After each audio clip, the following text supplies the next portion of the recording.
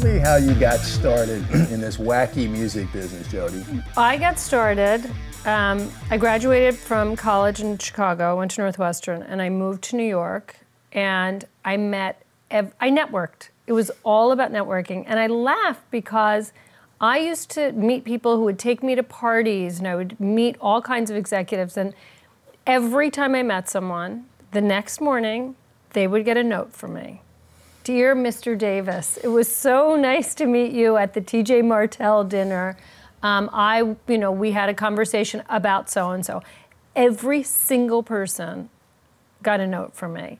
And eventually, I got a job. I mean, the thing is, when I first graduated from school, everybody wanted to work at MTV. Yeah. I really wanted a job at MTV. And there weren't jobs at MTV. You know, it was kind of a lean, I just couldn't get a job. And then I thought, I could sell anything. Why don't I go into record promotion? And then I started meeting all the record promo guys at the time. Now it's like a female business. I mean, it's amazing how many smart, fabulous women do promo now. But I met those guys at the time. I was like, oh, that's scary, not the job for me. Yeah, not the job for me.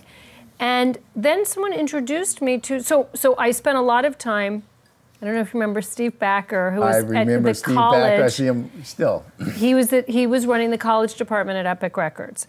And friends of mine before me, and then me, used to hang out at his office after we graduated from college. And he would introduce us and make phone calls and take us places. So he had a friend who he'd gone to camp with who was leaving Chapel Music to become a songwriter. And he was able to get like $100 if you brought in a new person. And so I went in and I got the job Xeroxing lead sheets. I had no idea what Chapel Music was. I had no idea what music publishing was. But I read up and you grew up in a show business family. Is that where you kind of got this radar for networking? I grew up in my dad had a nightclub outside of Philadelphia called the Latin Casino. And they had it in the 50s, well before I was born, but then in '61, they moved to a big venue in Cherry Hill, New Jersey. And so pretty much my whole childhood until I went to college, it was a nightclub that paid, it was everyone from Sinatra to Richard Pryor to the Supremes to the Temptations. I mean, amazing. And they played in those days, 7 days a week, 2 shows on Sunday. So I used to go, my mom took my brother and I every Sunday for the matinee so we could spend time with my father and my grandfather.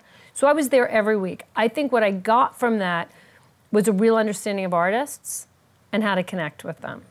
And the networking was just kind of, I was so ambitious growing up. I mean, I worked at the Mike Douglas show. I mean, it's showing how old I am. Two summers, I think 16, 17, I worked at a radio station, YSP. I was so ambitious in a nice way, but I knew I wanted this.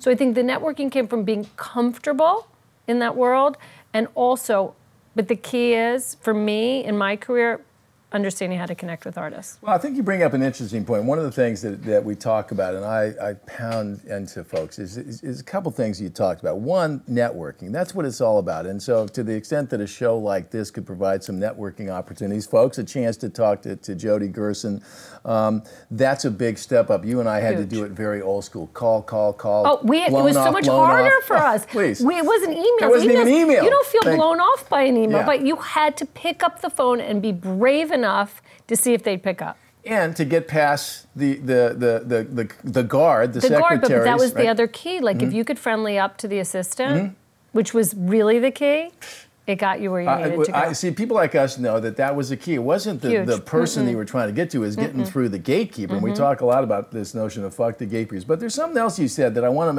to point out to our folks here today. Is this notion of making it personal, right?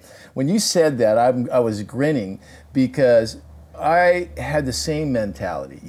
Everybody was a thank you, was a thank you, was a thank you. And somebody had told me something early in my career. He goes, make believe you're coming back, kid, and you treat everything a little differently, right? That's right. And so you've obviously done that and done quite well with that. And that's a lesson for all these folks out there just starting. I've also had that thing where I've called a manager cold call, I thought, called a manager who had a client who was like, you know, who I was wanting to pursue, where that person would say to me, you know what, years ago, Jody, you picked up the phone. So of course I'm picking up the phone for you.